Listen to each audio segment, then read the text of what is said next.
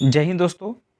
आज हम स्टार्ट कर रहे हैं विविध, यानी कि पूरा मध्यकालीन का पूरा एकदम निचोड़ हम पढ़ेंगे, क्योंकि हर एक टॉपिक हमने पढ़ लिया था। हमने क्या क्या चीज़ें पढ़ा हम पूरा एक बार रहे हैं, ठीक है, जैसे आपके पूरा दिमाग में वो चीज़ बन जाए। भारत में मुस्लिम आक्रमण होता है, अरब वाले करते हैं, तुर्क वाले करते हैं, ठीक है, अरब वाले करते हैं, तुर्क वाले करते हैं। फिर इसके बाद दिल्ली सल्तनत आता है, इब्राहिम ना दिल्ली सल्तनत आता है। दिल्ली सल्तनत का आखिरी होता है लोधी वंश का, लोधी वंश आता है। लोधी वंश का आखिरी शासक कौन था? इब्राहिम लोधी था, ठीक है। इब्राहिम इब्राहिम लोधी था। इब्राहिम लोधी को पानीपत के प्रथम युद्ध में, जो कि 1526 का युद्ध होता है, बाबर ने लड़ा था। बाबर जीत जाता है। फिर बाबर जब आता है भारत पर तो मुगल साम्राज्य बना देता है। मुगल साम्राज्य जब आता है तो बाबर हो जाता है। बाबर के बाद हुमायूं आ जाता है, अकबर आ जाता है, जहांगीर आ जाता है, शाहजहां आता है, औरंगजेब आता है, ठीक है। उसी के बीच में हम शेरशाह सूरी के बारे में पढ़ते हैं।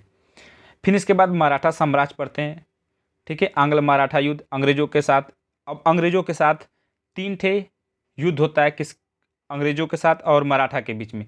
प्रथम आंग्ल मराठा युद्ध, द्वितीय आंग्ल मराठा युद्ध, तृतीय आंग्ल मराठा युद्ध, ऐसे 3 युद्ध होता है। इन तीनों युद्ध के बारे में आगे हम बताएंगे आपको अच्छे से, ठीक है। स्टार्ट करते हैं भाई, आप ध्यान से सुनिएगा। अगर नहीं भी पढ़े रहेंगे तब भी आपको हर एक लाइन के बारे में जब एक्सप्लेन करते चलूँगा ना, तो आप पूरा आपको याद हो जाएगा। कभी भी पढ़े रहेंगे तो, अगर नहीं भी पढ़ेंगे तब भी आपको पूरा समझ में आएगा, इस बात की हम गारंटी दे रहे हैं। स्टार्ट करते हैं हम लोग, चलिए। क्योंकि देखो ये काफ़ी लंबा टॉपिक है, विविध है, तो इसको 2 वीडियो में हम कंप्लीट करेंगे। पृथ्वीराज विजय का लेखक कौन था? तो जय नग था। नागर, द्रविड़ और वेसर, ये क्या है?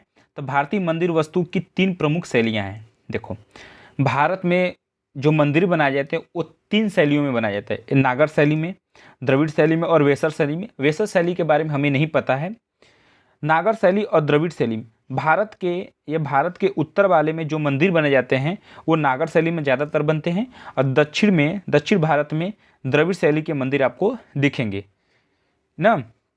अभी यूपी के आगरा में, अयोध्या में, जो अयोध्या जिला है, अयोध्या में प्रभु श्री राम का मंदिर बना था, वो नागर शैली से बना था, ठीक है। किससे? नागर शैली से बना था। आपसे सवाल पूछ सकता है कि यूपी में प्रभु श्री राम की जो मंदिर बना है वो किस शैली में बना है? तो आप बता देंगे नागर शैली में बना है, ठीक है। बड़ा इमामबाड़ा कहाँ स्थित है? तो लखनऊ में है। किस राजपूत शासक ने चीज मोहम्मद शाही नामक आंकड़ों का समूह बनाया जिससे लोग खगोल संबंधित अवलोकन कर सके? सवाई जय सिंह ने। हवा महल कहाँ अवस्थित है? तो राजस्थान के जयपुर में उपस्थित है। प्रसिद्ध चेतक घोड़ा किसका था भाई? महाराणा प्रताप का था। महाराणा प्रताप भाई नाम से ही एकदम ऐसे था।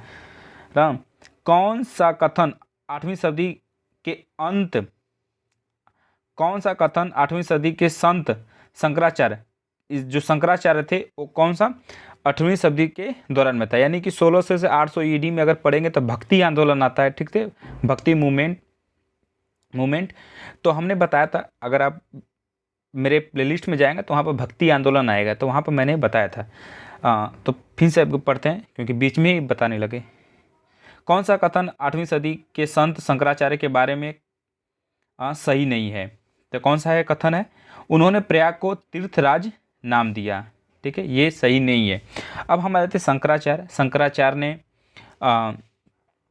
अद्वैतवाद का मत दिया था, बारे में बता देते हैं भाई। अद्वैतवाद हमने कहा था कि पूरा हम समझाएंगे। अद्वैतवाद का मत दिया था और स्मृति संप्रदाय की स्थापना किए थे। कौन? शंकराचार्य ने स्मृति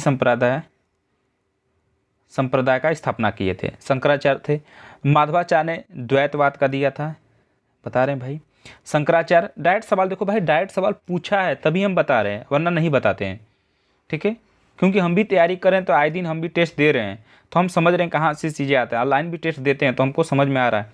तो शंकराचार्य ने अद्वैतवाद का मत दिया था, अद्वैतवाद का।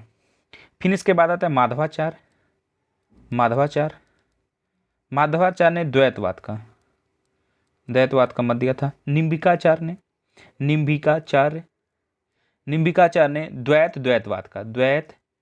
द्वैतवाद का, ठीक है, द्वैतवाद का। वल्लभाचार्य, आप लिखते जाएंगे तो अच्छा रहेगा। वल्लभाचार्य ने शुद्ध द्वैतवाद का, शुद्ध द्वैतवाद का, ठीक है। अब आते हैं रामानुजाचार्य ने तो विशिष्टाद्वैतवाद का। 4 लोग थे, माधवाचार्य, निम्बिकाचार्य, वल्लभाचार्य और रामानुचार्य। शंकराचार्य ने, आज बहुत सारे मीडिया में हम देखते हैं शंकराचार्य से ये सवाल उठाते हैं कि हिंदू धर्म के लिए आपने क्या किया। उस समय 1600 से 800 ईडी, आपको ये काल के बीच में आपको पता है कि जब ये दौर था, उस समय अरब से तुर्क वाले जो मुसलमान थे भारत पर किस तरह से विद्रोह मचा रहे थे, किस तरह से हिंदुओं के मंदिरों को, पूरा हिंदू के लोगों को किस तरह से प्रताड़ित कर रहे थे, और छुआछूत वर्ण व्यवस्था ये सब अत्यधिक भारत में फैल चुका था।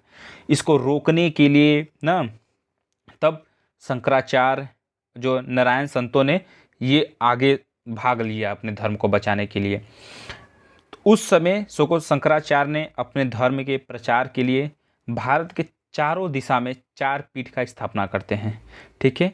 उत्तर में, इधर देखना भाई, उत्तर में ज्योतिष मठ का, दक्षिण में श्रृंगेरी मठ का जो कि कर्नाटक में पड़ता है, पूरब में गोवर्धन पीठ जो कि उड़ीसा में है, पश्चिम में शारदा पीठ द्वारका जो कि गुजरात में है। 4 पीठ का स्थापना करते हैं, कौन? शंकराचार्य ने करते हैं। उस समय सोचो भाई, आज सवाल पूछा जाता है, ये चीज़ बिल्कुल गलत है। जब तक आप इतिहास किसी के बारे में नहीं जानते हो तब तक आप किसी पर उंगली मत उठाया करो। आज तो महात्मा गांधी पर भी लोग उठा देते हैं, जो नहीं पढ़े रहेंगे वही उठा सकते हैं, और उनसे लड़ना भी बेकार है। किसने दिल्ली में खगोली वेधशाला, जिसे जंतर मंतर कहते थे, किसने बनवाया था? जंतर मंतर किसने बनवाया था?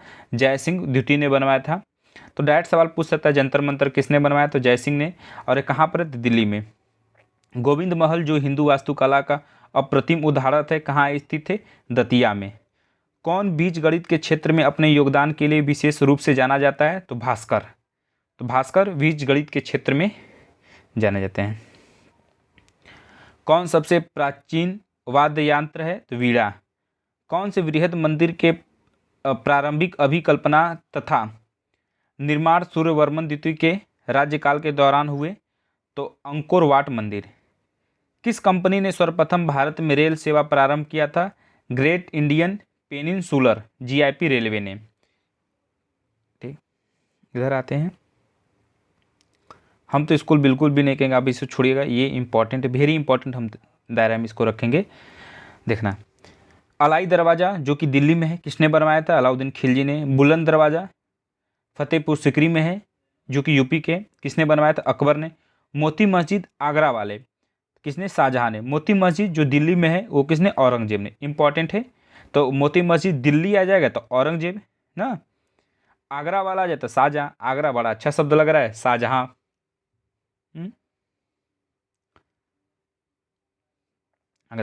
वर्ष 1798 में लॉर्ड वेलेस्ली द्वारा प्रस्तापित सहायक संधि को स्वीकार करने वाला प्रथम भारतीय शासक कौन था? हैदराबाद का निजाम था। भारत का प्रथम गवर्नर जनरल या वायसराय कह सकते हैं, कौन था? तो कैनिंग था। आपको पता है कि 1857 का, ये तो कहीं कहीं हिस्ट्री में भी बताया जाता है, कहीं कहीं पॉलिटी में भी पढ़ाया जाता है। 1857 का जब विद्रोह होता है, 1857 के पहले ये कंपनी जो ईस्ट इंडिया कंपनी थी वो भारत पर अपना रूल चलाती थी, अपना नियम छोपती थी, कैसे आगे करना है, ठीक है। फिर इसके बाद जब 1857 का विद्रोह होता है तो ये महारानी के हाथ में चला जाता है, महारानी अपना पूरा हाथ करती हैं। तो इसके बाद क्या आ जाता है, इसके पता है 1857 के पहले पिट्स इंडिया एक्ट, ये सब रेगुलेटिंग एक्ट आते हैं। इसके बाद जो भी आता है वो भारत सरकार अधिनियम के थ्रू आता है। तो पहला गवर्नर जनरल या वायसराय कह सकते हैं, कौन था? तो कैनिंग था। तीसरे आंग्ल मैसूर युद्ध को रोकने के लिए टीपू सुल्तान ने अंग्रेजों के साथ कौन सी संधि की थी? श्रीरंगपट्टनम की संधि किए थे, ठीक है। कौन सा? श्रीरंगपट्टनम की। किस सिख गुरु ने फारसी में जफरनामा लिखा था? गुरु गोविंद सिंह। आपको पता है, देखो भक्ति आंदोलन से सवाल देखो भाई आ रहे हैं, ये अक्सर मैंने देखा है। इतिहास का कोई भी अगर कोई भी टीचर पढ़ाता है, बुराई नहीं कर रहे हैं, कोई भी टीचर अगर पढ़ाता है तो बहुत सारे ऐसे टीचर होते हैं जो भक्ति आंदोलन को इग्नोर कर देते हैं। पर मैंने देखा है कि कॉम्पिटिटिव एग्जाम में अगर कहीं से अगर पूछ रहा है इतिहास से ना, अगर अच्छे लेवल का एग्ज़ाम है, मतलब इतिहास के ज़्यादा सवाल आ रहे हैं, तो वहाँ से भक्ति आंदोलन से सवाल पूछता ही पूछता है। छोटे मोटे एग्ज़ाम में जैसे रहता है तो वहाँ से तो ऊपर ऊपर ही पूछ लेता है, पर थोड़ा सा अगर डीप में जाएंगे ना तो भक्ति आंदोलन को ये सब टच कर लेते हैं सवाल। गुरु गोविंद सिंह कौन थे? ठीक है, गुरु गोविंद सिंह आपको पता है कि सिख धर्म के 10वें गुरु थे ना। इनका जन्म कब होता है? तो 1666 में जब इनका होता है, पटना साहिब में इनका जन्म होता है। ठीक है, इन्होंने ही कहा था, चिड़िया तू में बाज लड़ावा, गिदर तू में शेर बनावा, 1.25 लाख नु एक लड़ावा, तब गोविंद सिंह नाम कहावा। ठीक है, 10 गुरु थे। पहले गुरु गुरु नानक देव थे, उनका 1469 में इनका जन्म होता है। ठीक है, जो कि वर्तमान में पाकिस्तान में वो जगह पड़ता है, क्या, ननकाना साहिब, जो पाकिस्तान में पड़ता है। ठीक है, सिख धर्म के पहले गुरु हुए थे गुरु नानक देव थे। दूसरे आते हैं अंगद देव, अमरदास, रामदास, गुरु अर्जुन देव। सिख आगे आते हैं, बताते चलेंगे। किस सिख गुरु ने नानक की जीवनी लिखी थी? गुरु अंगद देव ने। आप प्लीज़ हम करें, आप मेरे प्लेलिस्ट में जाकर भक्ति आंदोलन के बारे में अच्छे से पढ़ लीजिएगा। सिखों के सैन्य संप्रदाय खालसा पद के प्रवर्तक किसे दिया जाता है? तो गुरु गोविंद सिंह को। किसे? गुरु गोविंद सिंह को हो जाता है। खालसा पद के संस्थापक किसे? तो गुरु गोविंद सिंह। 1757 में सिराजुद्दौला किसके द्वारा पराजित किया था? क्लाइव के द्वारा। इसी युद्ध से निर्णय हो जाता है कि अंग्रेज अब भारत पर राज करेंगे। कंपनी भारत पर राज अब कर लेगा। तो सुगौली की संधि जो कि 1816 में होता है, किसके बीच संपन्न हुई थी? ईस्ट इंडिया कंपनी और नेपाल के बीच में होता है। टीपू सुल्तान की मृत्यु 1799 ईस्वी में कहाँ पर हुआ था? श्रीरंगपट्टनम में हुआ था। श्रीरंगपट्टनम में ही तृतीय आंग्ल, अभी मैसूर जो युद्ध होता है ना, मराठा के बीच में होता है, अंग्रेजों के बीच में होता है, तो यहीं पर होता है, श्रीरंगपट्टनम की संधि होता है, यहीं पे इनकी मृत्यु भी हो जाता है।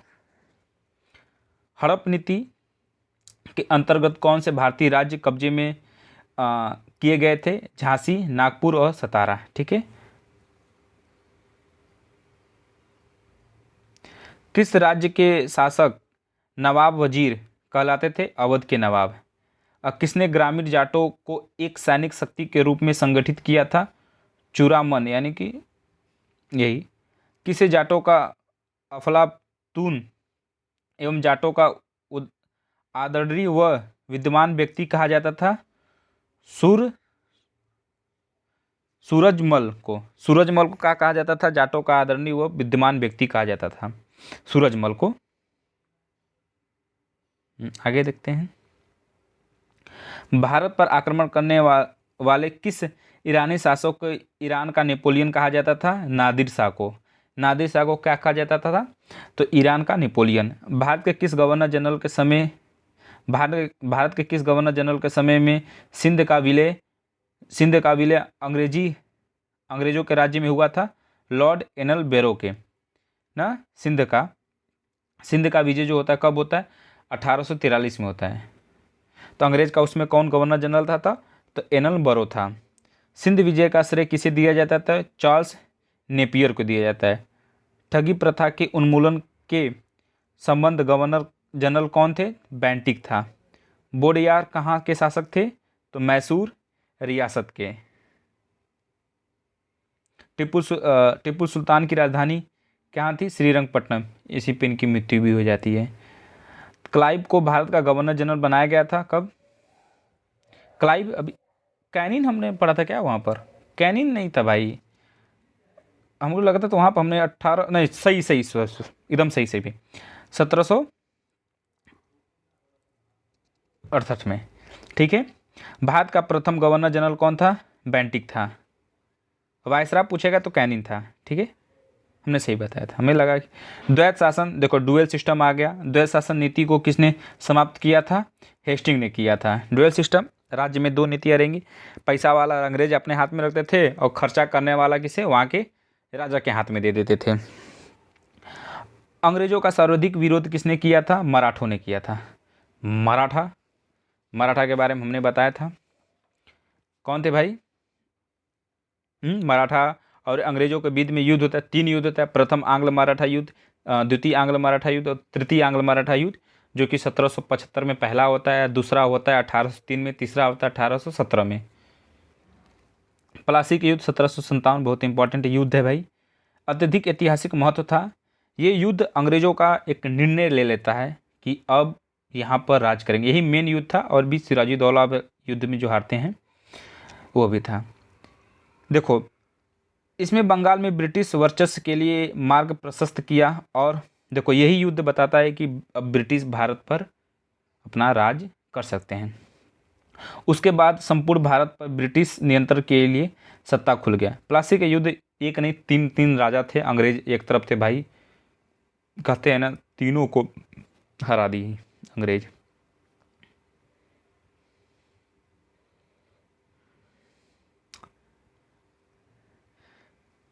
ब्रिटिश सरकार भारतीयों का आधुनिक शिक्षा देना चाहती थी। इसमें उनका उद्देश्य क्या था? भारत में अपनी राजनीतिक सत्ता की नींव सुदृढ़ करना। प्रशासनिक अवस्था कुशासन के आधार पर डलहौजी ने किस राज्य को ब्रिटिश साम्राज्य में मिलाया था? अवध को। कुशासन के आधार पर, कुशासन के केवल आधार पर ही डलहौजी ने अवध को ब्रिटेन के हाथ में मिला दिया था। मतलब ब्रिटिश के साम्राज्य में मिला दिया, मतलब अब वहाँ पर रूल कौन करेगा? ब्रिटिश करेगा। हाथ में मिला दिया थोड़ी नहीं कि ब्रिटेन में भेज दिया अब वहाँ पर रूल कौन करेगा? तो अंग्रेज करेंगे। आदि ग्रंथ किसने संचालित किया था? गुरु अर्जुन देव ने किया था। भारत में आधुनिक शिक्षा प्रणाली की नींव किसने पड़ी थी? किससे पड़ी थी? तो 1835 में लॉर्ड मैकाले के द्वारा पड़ी थी आधुनिक शिक्षा की नींव। पंजाब के सिख राज्य के संस्थापक कौन थे? रणजीत सिंह थे। किसने फ्रांसीसी विशेषज्ञों की मदद से डिंडीगुल में एक आधुनिक शस्त्रागार स्थापित किया था? हैदर अली ने। हैदर अली ने।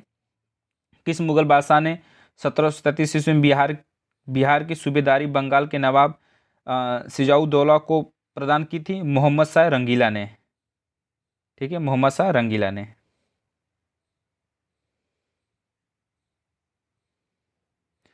अंग्रेजों का पेंशनर बनने वाला प्रथम मुगल बादशाह कौन था? शाह आलम द्वितीय था। गोद प्रथा पर प्रतिबंध लगाने वाला गवर्नर जनरल कौन था? डलहौजी था। देखो, सभी इंपॉर्टेंट है भाई। पंजाब का राजा रणजीत सिंह की राजधानी कहाँ भी थी? तो पंजाब के राजा कौन थे? रणजीत सिंह, और अपनी राजधानी कहाँ बनाए थे? लाहौर, जो कि वर्तमान में पाकिस्तान। हैदर अली की मृत्यु 1782 ईस्वी में किस युद्ध के दौरान हुई थी? द्वितीय आंग्ल मैसूर युद्ध में। द्वितीय आंग्ल मैसूर युद्ध में हैदर अली की मृत्यु हो जाती है। फिर इसके बाद कौन आ जाता है? टीपू सुल्तान आ जाता है, जो भी उसका भी श्रीरंगपट्टनम में उसका भी मृत्यु हो जाता है। टिप्पू सुल्तान का प्रतापी शासक था। ब्रिटिश सरकार का वह गवर्नर जनरल कौन था जिसने भारत में डाक टिकट शुरू किए थे? कौन था भाई? डलहौजी था। तो डाक टिकट किसने शुरू किया था? डलहौजी ने किया था भारत में। सती प्रथा का अंत करने तथा ठगी को समाप्त करने का श्रेय किसको दिया जाता था? विलियम बेंटिंक को दिया जाता है। अवध के स्वायत्तता राज्य का संस्थापक कौन था? सादत खां। अवध, जो अवध राज्य था, संस्थापक कौन था? सादत खां। किसने मीर कासिम तथा सिराजुद्दौला के साथ मिलकर, देखो, मीर कासिम सिराजुद्दौला के साथ मिलकर अंग्रेजी ईस्ट इंडिया कंपनी पर युद्ध घोषित किया और वे बाद में बक्सर के युद्ध में अंग्रेजों को पराजित हुए? शाह आलम द्वितीय। तो कौन कौन था? देखो, यही था युद्ध, बक्सर का युद्ध। शाह आलम द्वितीय था, मीर कासिम था, सिराजुद्दौला। ये तीनों मिल जाते हैं अंग्रेजों के बीच। अंग्रेज तीनों के दम लथेड़ देते हैं। ईस्ट इंडिया कंपनी और बंगाल के नवाब के बीच जब प्लासी का युद्ध हुआ, उस समय मुगल सम्राट कौन था? निजामुद्दीन आलमगीर द्वितीय था। तो ये देखो, हर एक लाइन इंपॉर्टेंट है भाई आधुनिक का। आधुनिक से सवाल कभी नहीं छूटता है अगर इतिहास से सवाल आ रहा है तो। ईस्ट इंडिया कंपनी के नेतृत्व में रॉबर्ट क्लाइव का उत्तराधिकारी कौन था? हेस्टिंग था। नवाब सिराजुद्दौला एवं ईस्ट इंडिया कंपनी के बीच संघर्ष का प्रमुख कारण क्या था? अंग्रेजों ने व्यापार छूटों का दुरुपयोग किया। अंग्रेजों ने व्यापार छूट जो दिए थे जो व्यापार में जो टैक्स में छूट दिए थे उसका ये सब दुरुपयोग करने लगे थे ना। किसके तब यही हो जाता है, सिराजुद्दौला और ईस्ट इंडिया कंपनी के बीच में युद्ध हो जाता है। प्लासी के 3 ऐसे, प्लासी का युद्ध होता है, फिर बक्सर का युद्ध होता है। ऐसे 2 युद्ध बहुत इंपॉर्टेंट होते हैं। सुरक्षा प्रकोष्ठ नीति संबंधित किससे तो वारेन हेस्टिंग्स से। इलाहाबाद का संधि जो कि कब होता है, 1765 में होता है। के बाद क्लाइव ने मुर्शिदाबाद का उप दीवान किसे बनाया था, मोहम्मद रजा खान को। मुर्शिदाबाद किसके हाथ में दे दिया था, मोहम्मद रजा खान को दे देता है। इलाहाबाद की संधि जब होता है 1765 में, ठीक है। इसी के समय आगे आगे चालू होता है ना द्वैत शासन। बंगाल में पहला लगता है द्वैत शासन। फिर हम भी 1919 में जब आता है मॉन्टेग्यू चेम्सफोर्ड अधिनियम आता है, 1919 का अधिनियम, भारत शासन अधिनियम, तो हम लोग भी पहले राज्य को घेरते हैं। फिर इसके बाद 1935 जब अधिनियम आता है तो केंद्र को भी घेर लेते हैं। तो वहाँ पर केंद्र में भी अपना अधिकार आधा ले लेते हैं। जैसे वो लेते हैं फिर हम लेते हैं। पर ये दुर्भाग्य ना भाई, अपने ही देश में अपना ये अधिकार छीने हम लोग, कितना गुस्सा आता है। किस भारतीयों को रॉबर्ट क्लाइव ने बिहार का नायाब दीवान नियुक्त किया था, राजा सिताब राय को। रणजीत सिंह ने सुप्रसिद्ध कोहिनूर हीरा प्राप्त किया था किससे, शाह शुजा से। किसको मिला था, रणजीत सिंह कौन थे, पंजाब के राजा थे। ब्रिटिश जनरल किसने हैदर अली को पोर्टो नोवा के युद्ध में हराया था, सर आयर कुट ने। महाराजा रणजीत सिंह ने के उत्तराधिकारी कौन थे, खंटक सिंह। किस सिख गुरु ने विद्रोह राजकुमार खुसरो की सहायता धन एवं आशीर्वाद से की थी, गुरु अर्जुन देव ने। गुरु अर्जुन देव ने किया था, ठीक है। सबसे अधिक निर्णायक युद्ध किसने अंग्रेजों के भारत में संप्रभुत्व को स्थापित किया था, बक्सर का युद्ध। ये निर्णायक युद्ध था अंग्रेजों के लिए भारत में, बक्सर का युद्ध। देखो बक्सर का युद्ध होता है, प्लासी का युद्ध होता है, फिर इसके बाद इलाहाबाद संधि होता है। ये ऐसे 3-4 ऐसे चीज़ें हैं जो बहुत इंपॉर्टेंट हैं। अभी तक हम यहीं रोकते हैं इसको, अगले वीडियो में अगला देख लेंगे, ठीक है। जय हिंद।